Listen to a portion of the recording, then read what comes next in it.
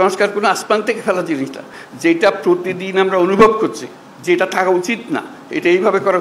আপনাদের বক্তৃতায় অনেকে বলেছেন কী কী থাকার দরকার নাই, উচিত না, সেগুলো যেগুলো উচিত না সেগুলোকে বের করে দাও, আর তো কিছু না। তারপর আইন কীভাবে বানাবেন সেটাও আপনাদের হাতে, যখন নির্বাচিত হয়ে আসবেন আইনগুলো বানাবেন, ঠিক করে করবেন, যেটা পরিবর্তন করতে হবে সেটা পরিবর্তন করবেন, এগুলো বিষয়। আমরা শুধু আপনাদের মতামতগুলোকে এক জায়গায় করতে করতে চাই, যাতে এর পেছনে একটা প্রেরণা জাগে, মানুষের একটা উৎসাহ জাগে জিনিসটা করার জন্য, আর কিছু না।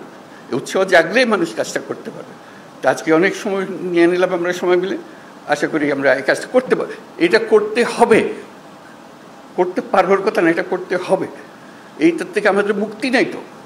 এই দেশটাকে দেশ হিসেবে রাখতে হলে এই কাজটা করতে হবে, এবং আপনাদের কাছেই দায়িত্ব। আমরা কি অন্যের কাছে যাবো এটা করার জন্য?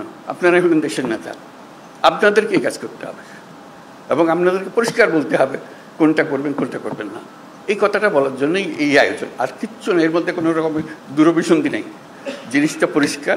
আমরা ওনাদেরকে কষ্ট দিয়েছি এই জন্য, যেহেতু আমরা সব জিনিস জানি না, আপনারা জানেন, আপনারা অভিজ্ঞ মানুষকে নিয়ে বসেন, আমাদের দরকারগুলো বলে দেন।